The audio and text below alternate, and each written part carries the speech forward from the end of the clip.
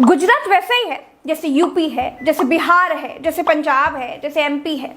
गुजरात में अस्पतालों की हालत खस्ता है, गुजरात में भ्रष्टाचार है, गुजरात में भयानक जातिवाद है। इतना जातिवाद है कि मोरबी के पुल की मरम्मत का काम कराने वाले पटेल हैं।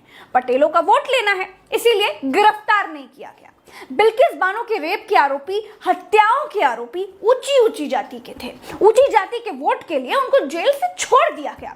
गुजरात में चादर ओढ़कर घी पिया जा रहा है दोस्तों। इसीलिए अजंता नाम की घड़ी बनाने वाले को, मच्छर मारने वाले, बैडमिंटन बनाने वाले ओरेवा कंपनी को गुजरात की सरकार ने पुल बनाने का ठेका दे दिया। बंदर के हाथ में उस्तरा दे दिया गया है तो वो लोगों के गले पर तो फिर आएगा ही फिर आएगा।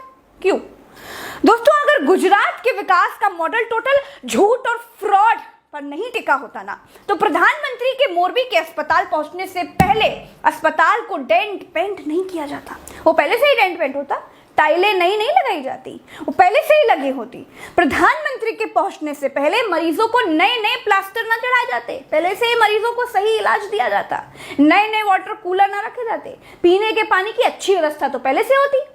ये सब यूपी, बिहार, एमपी, हरियाणा, पंजाब, राजस्थान में होता तो एक बार ना इग्नोर किया जा सकता था। लेकिन गुजरात, ये तो भारतवर्ष में विकास स्थापित मॉडल है भाई। प्रधानमंत्री पूरे देश को ऐसे ही बनाने पर तुले हैं, तो भैया रहने दीजिए, देश को गुजरात मत बनाइए। गुजरात का विकास मॉडल रंगे सियार जैसा है।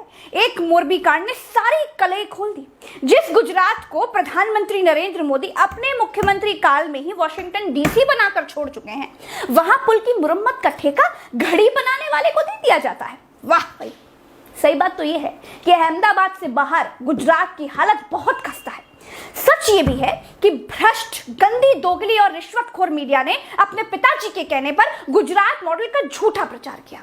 लोगों से झूठ बोला कि गुजरात वॉशिंगटन बन गया है। दोस्तों आप ये बताइए, बिहार को लोग बदनाम करते हैं कि भाई वहां तो बड़ा गुंडा राज है, बड़ा भ्रष्टाचार है, लेकिन गुजरात की हालत यह है कि जिस ओरेवा कंपनी ने मोरबी में मच्छू नदी के ऊपर पुल को रेनोवेट करने का काम किया, उस कंपनी के मालिक ने पुल का उद्घाटन अपनी पोती से करा दिया। समझ रहे हैं आप इसका मतलब? जिसकी लाठी उसी की भैंस। हमारे देश का गोदी मीडिया मरने वाले लोगों को ही पुल तोड़ने का जिम्मेदार बता रहा है।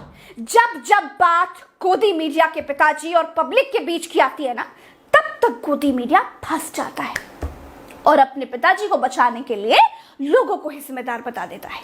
चाहे वो कोरोना में मरते लोग हो, चाहे वो नोटबंदी की लाइनें हो, चाहे वो मोरबी का पुल हो, गोदी मीडिया ने हमेशा देश की जनता के साथ धोखेबाजी और मक्कारी की है।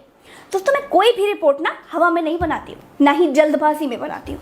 एक बात और बताती हूँ, प्रधानमंत्री के मोरबी पहुंचने से पहले ओरेवा कंपनी का बोर्ड ढक दिया गया। क्या जरूरत थी भाई?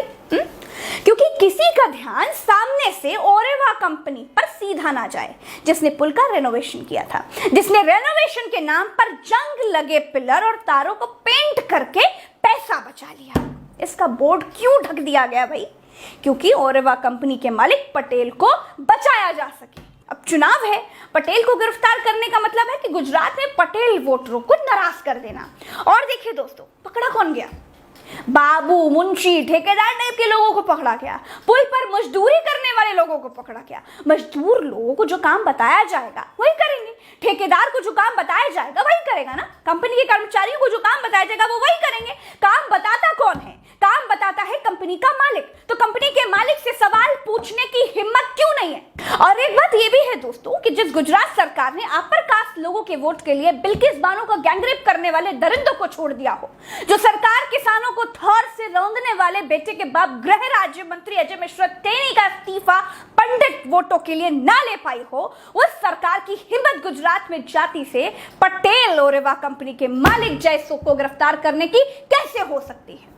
ये नेता, ये पार्टियां वोट के लिए 140 तो क्या 1,40,000 लोगों को मार कर भी मौज ले सकते हैं। सुनिए, ओरेवा कंपनी का मालिक जयसुख पटेल ने जब पुल का उद्घाटन किया था तब क्या कहा था?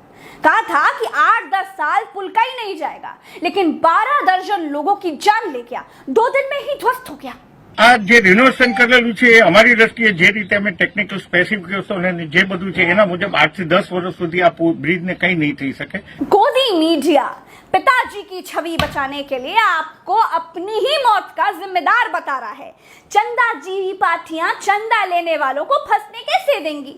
आप 5 किलो राशन खाकर कुछ भी पूछने की औकात खो चुके हैं भाई साहब, लेकिन मैं चिल्लाऊंगी जब तक मुझसे हो पाएगा, सच कहती जाऊंगी, ताकत खत्म होगी तो फिर से बटोर लूंगी, फिर सच को जोर जोर से चिल्लाऊंगी। इस सच्ची वीडियो में आज के लिए इतना ही, चलते हैं। राम राम तो अस्सलाम, जय हिंद। और हाँ, मेरा साथ देने के लिए चैनल को सब्सक्राइब कर लीजिएगा। और हाँ, सच को शेयर करना सीखिए। आप वीडियो देखकर ताली मार ले, इससे काम नहीं चलेगा।